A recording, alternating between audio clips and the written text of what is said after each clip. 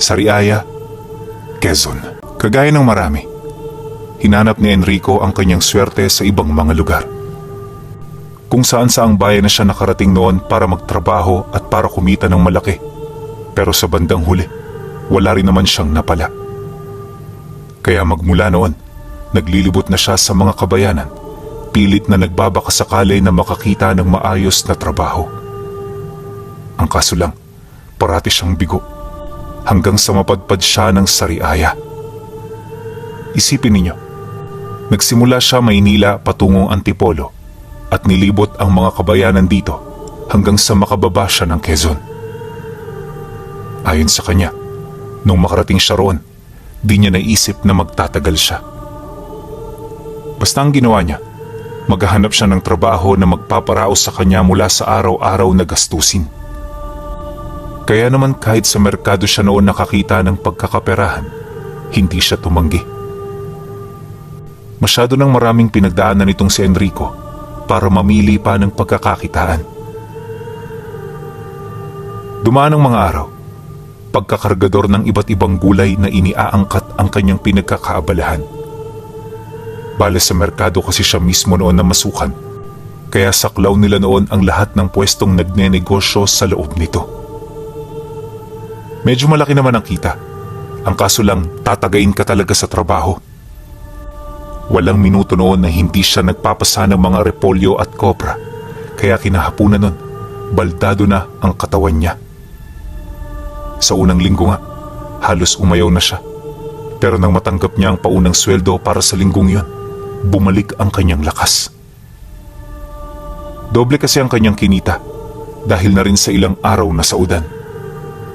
Kaya naman ang mapagtanto niya ito, minabuti niya na manatili muna roon, kahit ilang buwan pa. Ang problema, pagkaraan ng ilang buwan para bang wala na siyang balak na umalis.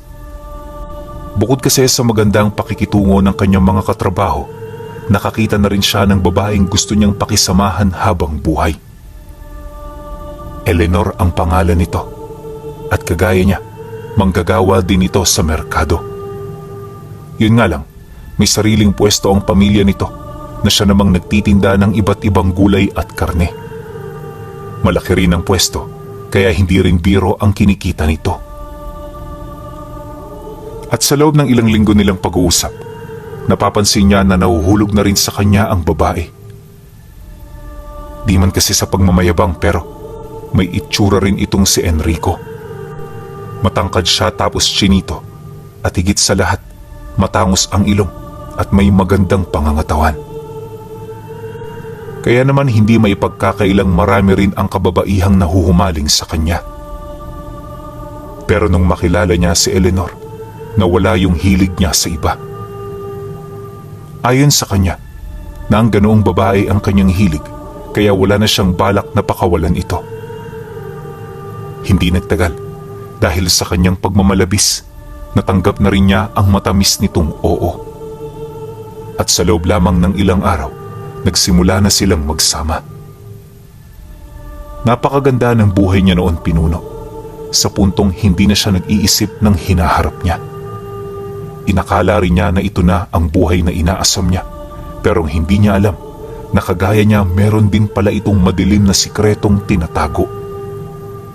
At nagsimula ang lahat ng yan sa pagsapit ng Biyernes ng unang linggong pagsasama nilang dalawa. Habang nasa kasagsagan siya ng pagluluto ng hapunan, bahagya siyang napahinto nang hindi sumasagot sa kanyang pagtawag ang kanyang kinakasama. Akala niya kasi nagliligpit ito ng damit nila, kaya naman agad niya itong pinuntahan sa sala. Ang kaso lang, pagdating niya roon, nakita niya ang kinakasama niya na nakaupo sa harapan ng mga magulang nito. Pabulong yun kung mag-usap, tapos gumagamit ito ng malalalim na salita. Kaya kahit anong pag-intindi niya sa pinag-uusapan ng tatlo, wala siya halos na uunawaan. Ilang minuto pa ang lumipas. Napatingin sa kanya ang ama nito, bakas sa muka ang matinding problema na dinadala. Ngunit kahit gano'n ang sitwasyon, di ito nagsabi ng kung ano sa kanya. Pagpang-abot ng kanilang mga tingin, Dali-dali naman siya roong lumapit at nagmano. Magandang hapon ho, Tay. Pasensya na ho kayo ha, kung di ko kayo narinig kanina. Medyo may pinagkakaabalahan lang ho kasi. Bungad na wika niya rito. Ayos lang, Enrico. Naiintindihan kita. At pasensya ka na rin kung hindi ka nasasagot kanina ng anak ko. Masyado lang kasing seryoso ang aming pinag-uusapan. Sa pagpapatuloy ng kanilang pag-uusap, nabanggit nito sa kanya ang problema sa lupa at sa kanilang pamilya. Ayon sa ama ng kanyang kinakasama, inalisan nito ng karapatan sa pagsasaka ng panganay nitong kapatid. Pinapaalis na rin sila sa kanilang tahanan dahil yung bahay na yon nakatirik sa lupa ng kapatid nitong nakikisawsaw din sa sigalot na nangyayari sa pagitan nila. Pakiramdam tuloy ng ama ng kanyang kinakasama, pinagkakaisahan siya ng pamilya nito. Dagdag pa nito na, kaya sila napabisita ng wala sa oras ay dahil sa gusto nilang humingi ng payo sa anak nila ukol sa mga dapat nilang gawin. Kung tutuusin kasi, malakas naman ang kitaan sa tindahan nila sa merkado, kaya anumang oras makapagtatayo sila ng bahay sa lupang pagmamay-ari nila. Ang problema lang, malalayo naman sila sa bahay ng kanilang mga magulang. Hindi makakapayag ang ama nito. Gawa ng ramdam nito na merong masamang binabalak yung magkapatid. Nang marinig naman yun ni Enrico, seryoso naman siyang napatanong ukol sa kung ano ang ibig nitong sabihin. Base kasi sa tono nito, mukhang meron yung itinatago sa kanila. Kaya nang marinig ito ng ama ng kinakasama niya, hindi na ito naglihim pa. Alam mo kasi, Enrico, pamilya kami ng mga mangkukulam. At ang bertud na hawak ng aming ama, yun ang pinakamakapangyarihan sa lahat. Kahit ako inaasam na makuha ito dahil sa kaya nitong gawin. At ganun din ang aking mga kapatid. Ako ang paborito ng aming ama, kaya siguro nila ako pinag-iinitan. Pagtatapat pa nito sa kanya. Pagkasambit nito ng mga katagang yon, di niya na piniling sumagot.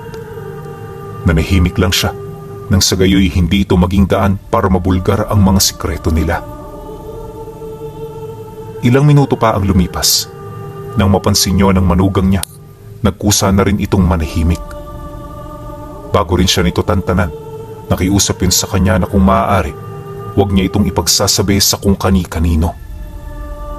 Nang marinig naman yun ni Enrico, tumangulang naman siya habang sumasagot dito ng, makakaasa ho kayo, Itay. Ligtas sa akin ang mga sikreto ninyo. Sana lang, magkaayos na kayo sa lalong madaling panahon. Nang marinig naman yun ng ama ng kinakasama niya, hindi na ito nagsalita. Maya-maya pa, nagdesisyon na rin ng mag-asawa na umalis. Sinubukan pa itong pigilan ng kanyang kinakasama pero hindi na yun nakinig. Nang makaalis na ang mga ito, yun na pala ang huling sandali na makikita nila yung may buhay. Pagsapit ng sumunod na araw, hindi pa man sila nagigising, sinalubong na sila ng napakasamang balita. Kamag-anak ng pamilya ng kinakasama niya ang pumunta. Dala-dala ang ulat ukol sa pagkamatay ng pamilya nito. Ayon sa kwento, nadatnan nilang wala ng buhay ang mga magulang at mga kapatid nito. Yung padre de pamilya nagbigti sa sala habang nakatarak sa dibdib ang napakatalas na sundang na ginagamit sa panggapas ng mga talahib. Yung asawa naman nito, puwersahang pinaikot ang ulo hanggang sa tuluyan na itong mamatay. At yung mga kapatid ng kanyang kinakasama, tinalian sa kamay at paa bago nilaslas ang dibdib. Ang masaklap pa, yung mga kababaihan dito nakitaan ng indikasyon na ginamit bago pinatay. Dagdag pa ng mga ito na karumal-dumal ang nangyaring kaganapan sa bahay nila sa puntong inakala ng mga ito na hindi tao ang may gawa nito. Matapos naman yung marinig nila Enrico, mahinahon naman niyang hinagka ng kanyang kinakasama. Di na rin niya piniling magsalita dahil alam niya na hindi niya mauunawaan ang nararamdaman nito. Kalaunan, nang medyo kumalma na ang kanyang kinakasama, dinala niya ito sa isang tahimik at magandang lugar. Pagdating nila roon, dahan-dahan niya itong kinausap ukol sa mga nangyari. Hindi pa rin ito tumitigil sa pag-iyak, pero alam niya na nakikinig ito.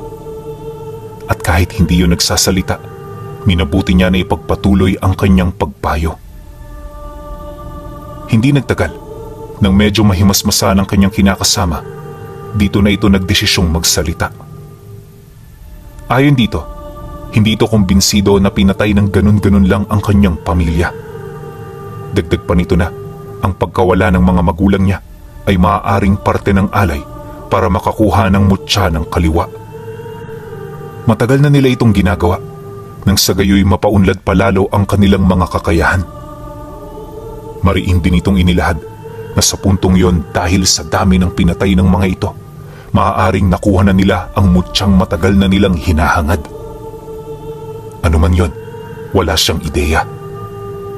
Iisang bagay lang din ang nasisiguro ng kanyang asawa, at yon ay ang hindi masukat na pinsalang maaaring maibigay sa mga tao ng mutsyang nakuha nito. Nang marinig naman ni Enrico ang sinabi ng kanyang asawa, seryoso siyang napatanong dito ng, Bakit mo to sinasabi sa akin? Ano ba ang gusto mong gawin ko? Pagkalahad naman niya nito, ipinagtapat ng kanyang kinakasama ang inaasam nitong paghihiganti. Dagdag pa nito na, kinakailangan na nilang kumilos sa lalong madaling panahon dahil kung hahayaan nila ito, posibleng sila na ang susunod. Matapos naman niyang marinig ang sinabi ng kanyang kinakasama, tsaka pa lamang niya ito niyaya na umuwi. Habang naglalakad sila, may hinahon niyang inilahad dito na walang mangyayari sa kanila. Dagdag pa niya na siya na ang bahalang gumawa ng paraan para kaharapin ang mga kamag-anak nitong may malalim na galit sa kanila. Ngunit nang marinig ito ng kanyang asawa, tila bang nagalit ito. Kesyo wala siyang magagawa, hindi niya kakayanin ng mga kamag-anak niya at higit sa lahat, mamamatay lang siya. Mariin din itong inilahad na ang tanging paraan para mabuhay sila ay ang umalis ng Sariaya. Inakala kasi nitong hindi niya nalalaman ang kanyang mga sinasabi dahil naniniwala ito na isa lamang siyang ordinaryong tao. Pero nang makauwi na sila, ipinakita niya ang totoo niyang kulay. Pagtitig niya sa kanyang asawa, nilisikan niya ito ng kanyang mga mata habang nagwiwika ng, "Di ba sabi ko sa iyo, galing akong Albuera. Kaya huwag kang umasa na isang ordinaryong kinakasama mo. Katulad niyo rin ako, Eleanor. Yun nga lang, napapabilang ako sa mas mataas na uri." Pagkasambit niya ng mga kataga, bigla niyang ipinaramdam ang nakamamatay niyang presensya. Unti-unti rin niyang ipinakita ang anyo niya hanggang sa masipat na niya ang pagkamangha at pagkaroon ng pag-asa nito sa mga mata. Pagsilay naman niya rito, napangiti lang naman siya habang niyayakap ito. Dito na rin niya inilahad ang kanyang plano at kung ano ang kanyang mga gagawin para mapanatili itong ligtas mula sa mga kamag-anak nito. Dumaan ang mga araw, hindi na gaanong nangamba si Eleanor. Bagaman maraming pagbabanta ang nagmumula sa mga kadugo niya, di niya ito gaanong pinagtuunan ng pansin. Alam niya kasing kayang-kaya na ito ni Enrico dahil sa pagkakaroon nito ng dugo ng aswang. Subalit, nang malaman ito ng mga kadugo nito, tila bang hindi yun natinag. Ayon sa mga ito, hawak na nila ang pinakamalakas na bertud na maaaring matangan ng isang mangkukulam, kaya walang kahit na anong nilalang ang kayang humarang sa kanilang daraanan. At bilang pagpapakita ng kanilang puwersa, sinalakay nila ang tahanan ng mag-asawa. Isang gabi, habang naghahapunan silang dalawa, may narinig siyang nag-uusal sa labas ng bahay. Ramdam na ramdam din niya ang pag-ihip nito ng sumpa sa kanilang tahanan, kaya naman dali-dali silang lumabas. Pagbukas nila ng pinto, bumungad ang kapatid ng tatay ni Eleanor na may daladalang itim na kandila. Sa likod naman ng mga ito, naroon ang isang matangkad na nilalang na may malaking katawan. Nakabalot ng itim na tela ang ulo nito, tapos may daladala itong mahabang palakol. Sa likod naman ito, naroon ang kangga na may mga nakasabit na pugot na ulo ng tao. Matapos naman nila itong masilayan, agad namang nagsalita ang kapatid ng ama ni Eleanor. Akala mo ba porket aswang ang kinakasama mo, matitinag mo na kami? Nakakalimutan mo na ata, Eleanor, na hindi lang pangungulam ang alam namin. Kaya nga ngayong gabi pumunta kami sa inyo, kasama ang isa sa aming mga kaibigan. Marami na itong napatay na aswang, kaya hindi na siguro magiging espesyal pa ang iyong asawa. Wika ng kapatid ng ama nito. Nang marinig naman yun ni Enrico, agad niya itong itinago sa kanyang likod. Mariin din niya itong inabisuhan na huwag mag-alala dahil ang ganoong uri ng nilalang ay wala pa sa kalingkingan niya. Matapos naman niya yung sabihin, kaswal siyang lumapit sa tiyuhin nito para simula ng pakikipagtuos sa nilalang na kasakasama nito. Kaya nang mapansin nito ang ginawa niya, hindi na ito nagdalawang isip na magbaba ng utos. Ora mismo, buong puwersa siyang sinugod ng nilalang habang inihahanda ang palakol nito. Nagpapakawala rin yun ng napakalakas na atungal na parabang sinasabay nito ang paninindak sa kanya. Ngunit sa kabila ng ganoong sitwasyon, di man lang siya pinanghinaan. Alam niya kasi sa kanyang sarili na wala yung magagawa, kaya para maipakita ang kanyang lakas, sinalag niya gamit ang sarili niyang katawan ang mismong talim ng sandata nito. Paglapat ng talim ng palakol sa kanyang dibdib, bigla lang naman yung tumalbog na parabang tumama ito sa isang malambot at matibay na bagay. Dala ng pagkagulat ng engkanto, muli itong umatake sa kanya. Inakala kasi nito na namamalikmata lang siya, pero ganun pa rin ang nangyari. Di nagtagal, nang mapagtanto ito ng nilalang, dahan-dahan na yung napatahimik, dala ng takot at pagkasintak. Kaya naman ang masipat niya ang ikinilos nito, napangisi lang naman siya habang nagwiwika roon ng, O bakit? Pagod ka na ba? Huwag mong sabihing natatakot ka. Kumalma ka lang. Wala pa naman akong ginagawa eh. Habang sinasambit niya ang mga katagang yon, unti-unting nagkulay dugo ang kanyang mga mata. Lumabas na rin ang makapal niyang balahibo sa muka, kalakip ng mabilis na pag-usli ng walo niyang pangil. At sa isang kisap mata, bumungad sa mga nilalang na yon ang mala sa aso niyang anyo. Napansin din ng mga ito na tumaas siya ng ilang metro dahil sa pag-iba ng pang-ibaba niyang katawan. Matapos naman yung masilayan ng kanyang kalaban, tuluyan na itong nawala ng lakas ng loob para sumugod. At kahit wala pang utos na nagmumula sa Panginoon ito, napilitan na itong kumaripas ng takbo. Subalit di pa man yun nakakalayo, biglang tumigil ang mga paa nito nang marinig ng nilalang ang kanyang pag-angil. Paghakbang niya ng kanyang mga paa, unti-unti na niyang napapansin ang tila bang panginginig ng buo nitong katawan. Yung mga kadugo naman ng kanyang asawa, na natili sa kinaroroonan nito habang gulat na nakatitig sa kanya. At sa mga sandaling yon, walang kahit ni isa sa kanila ang nagkaroon ng lakas ng loob para magsalita. Bawat isa sa mga mangkukulam na pumunta, hindi makapaniwala sa demonyong kanilang nakita. Paglapit naman ni Enrico sa nilalang, marahan niyang ibinaon ang matutulis niyang kuko sa gitna ng gulugod nito. Paglapat nito sa balat, agad yung tumagos na parabang wala itong buto sa katawan. Pagdakot niya ng puso ng nilalang, Dahan-dahan niya itong hinugot sabay sagpang nito sa kanyang bunganga. Matapos niya yung gawin, ipinakita niya sa mga mangkukulam kung papaano siya kumain. Pinagpira-piraso rin niya ang katawan ng tinawag nito, pagpapakita kung gaano yun kahina. Hindi nagtagal, nang makain na niya ang laman loob nito, dito na siya dahan-dahang nagpalit anyo habang naglalakad papalapit sa mga kadugo ng kanyang kinakasama. Pagharap naman nila ng kapatid ng ama nito, mariin niya yung binalaan na huwag na silang gagambalain pa. Ito na ang huling salitang maririnig mo sa akin. Kapag bumalik ka rito para muling pagtangkaan ang buhay ko, hindi na kita bubuhayin.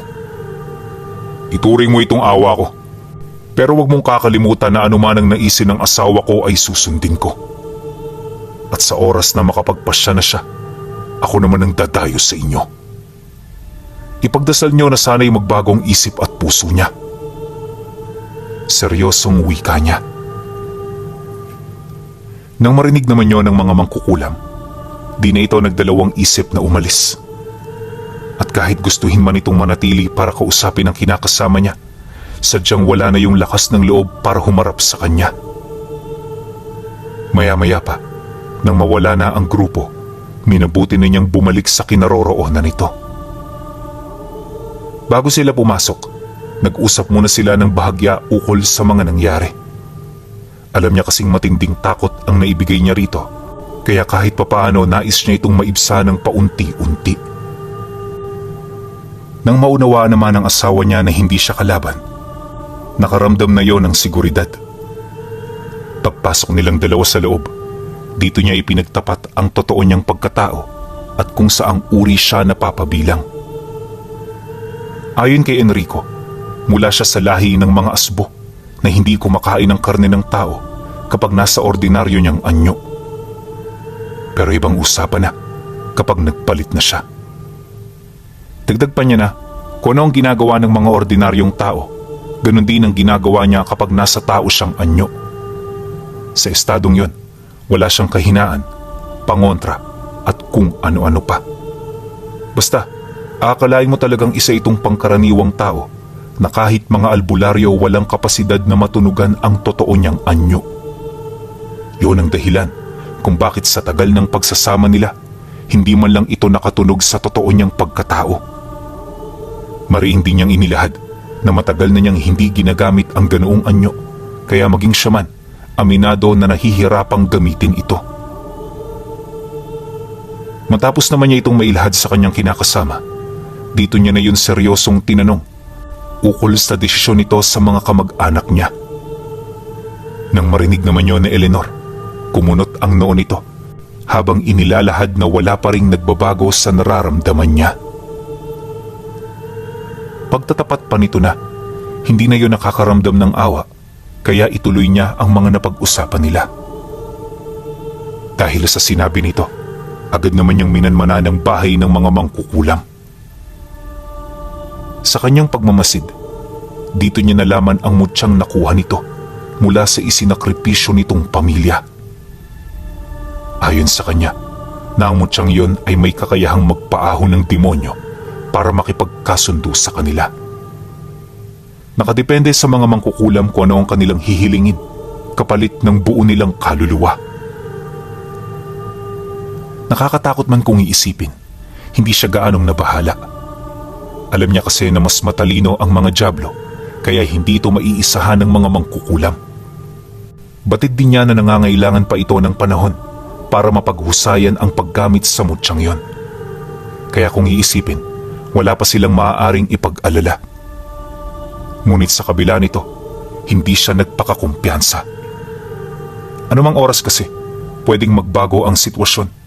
Kaya pagkaraan lamang ng ilang araw niyang pagmamanman, dito na siya nagdesisyong salakayin ang tahanan. Lahat ng mga kadugo nitong narinig niyang nagsabi ng masasama ukol sa namaalam nitong pamilya ay kanyang naging punterya. Pagsapit ng gabi ng pag-atake, isinama niya ang kanyang asawa para makita nito ang mga bagay na gagawin niya. Magbabandang 9:00 na sila noon lumabas para masigurong wala ng taong magagambala. Pagdating nila sa bahay ng kapatid ng ama nito, nadatnan nila yung nakasarado. Bagaman tahimik ang paligid, kapansin-pansin ng dalawang malalaking aso na nagbabantay malapit sa entrada ng bahay. Nang masipat naman yun ni Enrico, alam niyang hindi ordinaryong tao ang mga ito. Kaya naman bago siya tumuloy, hinanapan niya muna ng ligtas na lugar itong si Eleanor. Mula sa lugar na yon, kita pa rin naman ang mga bahay ng tiyuhin nito, kaya kampante siya na masasaksihan nito ang mga gagawin niya. Matapos niya yung may sa katuparan, nagmamadali na siyang kumilos. Pagdating niya sa harapan ng bahay, agad namang umatungal ang dalawang aso kasabay ng mabilis nitong pagsunggab sa kanya. Ngunit nang makalapit na ang mga ito, walang habas niya itong pinagsasagpangan hanggang sa tuluyan na yung mapugutan. Nang mapaslang na niya ang dalawa, dito na siya marahang lumakad papalapit ng bahay. Ang kaso lang paghawak niya sa pintuan, may naramdaman siyang kakaibang enerhiyang nagmumula sa loob. Alam ni Enrico na kinukulam siya, pero hindi siya nagpatinag. At kahit umiinit na ang kanyang pakiramdam, pinilit niya pa rin buksan ang pinto hanggang sa dito na gumapang sa kanyang kamay ang napakaraming uod na nagmula sa loob ng bahay. Akala ng mga mangkukulam matitinig na siya nito, pero hindi niya yun pinansin. Ayon sa kanya, nanuot sa kanyang balat ang mga uod na yun, ngunit wala siyang naramdamang kahit na ano. Normal naman ito para kay Enrico, gawa ng ang lahi niya ay hindi kayang matalo ng mga hamak na mangkukulam. Ayon sa kanya, na noong nasa Albuera pa siya, sinasamba sila ng mga ito at halos ituring na silang mga Panginoon. Kaya mga ganoong uri ng atake ay literal na walang silbi. Ilang segundo pa ang lumipas, nawasak na niya ang trangka ng pinto. Pagbukas niya rito, agad niyang sinakmal ang ulo ng tiyuhin ng kanyang asawa na kasalukuyan noong nagdarasal para mapanatili ang harang ng bahay nila. Pagbagsak ng katawan nito, agad niyang sinunod ang asawa nito na kasalukuyan noong sumasabay sa pagdarasal. Mabilis lang ang kanyang pagpaslang, pagpapakita ng konting awa. Matapos naman niya yung gawin, sinunod niya ang mga anak nito para hindi na yun pagmulan pa ng galit at paghihiganti. At nang malipol na niya ang lahat ng nasa bahay, sabay-sabay niyang inilabas ang labi para ipakita yon sa kanyang asawa. Bilang pagrespeto, hindi niya kinain ang mga ito. Kahit kasi napakasama ng ginawa nito sa pamilya ni Eleanor, meron pa rin naman yung nagawang kabutihan para sa kanila. Nang masipat naman yon ang kanyang kinakasama, muli niya itong ibinalik sa loob para maitago sa paglipas ng gabi. Bago sila tuluyang umuwi, dinalaw nila ang bahay ng iba pa nitong mga kadugo para balaan yun ukol sa kanyang mga susunod na plano. Nang marinig naman yun ng mga mangkukulam, may iilan sa kanila ang pinili ng lumayas ng sariaya. Pero ang karamihan na natili roon, alinsunod sa lolo ng kinakasama niya.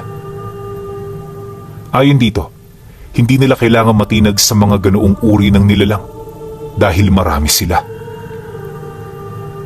Kampante rin ito sa aral na kanilang tinatangan, kaya ang nais nitong mangyari ay ang magkasubukan. Nagpadala rin yun ng mensahe sa kanila ukol sa pagtanggap nito sa gulo na kanyang nilikha. Nang malaman naman yun ni Enrico, hindi niya maiwasang matuwa. Sa puntong yun kasi, parang ang tingin niya sa mga nangyayari ay isang laro. Matagal-tagal na rin siyang hindi nakakaranas ng ganon, kaya naman sa paglipas ng gabi, walang habas niyang ginambala ang mga kadugo ng kanyang kinakasama. At dahil sa may basbas siyang nagmumula rito, lahat ng sinalakay niya ay iniwan niyang wala ng buhay. Brutal man ito sa paningin ng iba, yun lamang ang paraan para malagay sila sa katahimikan. Hindi naglaon, nang malipol na niya ang malaking parte ng angkan, pinuntahan niya ang matanda para makausap ito ukol sa sigalot na nangyayari sa pagitan nila. mariing din niyang inilahad na hindi sila ang nanguna, kaya kung meron man itong sisisihin, yon ay walang iba kundi ang mga anak niya. Masyado yung naging ganid sa kapangyarihan na siya naman naging rason ng kanilang pagbagsak. Nang marinig naman yon ng lolo ni Eleanor, napansin niya na parang wala naman yung nais gawin. Kalmado lang itong nakatingin habang inuunawa ang mga bagay na lumalabas sa kanyang bibig. At pagkatapos nitong malaman ng lahat, tumayo ito at lumapit sa kanya. Naging mahinahon ito sa pakikipag-usap na parabang ang ibig nitong ipahiwatig ay magkaibigan silang dalawa. Kaya nang maramdaman niya ito, naging panatag siya. Gayunpaman, hindi siya gaanong nagpakakampante dahil anumang oras pwedeng magbago ang mga nangyayari. Awa naman ng Diyos, naging maayos ang kanilang usapan. At bago ito magtapos, inabisuhan siya ng matanda na habang buhay na silang magiging payapa. Dagdag pa nito na, natanggap na ng mga anak niya ang leksyon na hindi niya rito maturo-turo. Taus-puso rin yung nagpasalamat dahil sa pamamagitan niya, hindi na bahiran ng kahihiyan ang kanilang pamilya.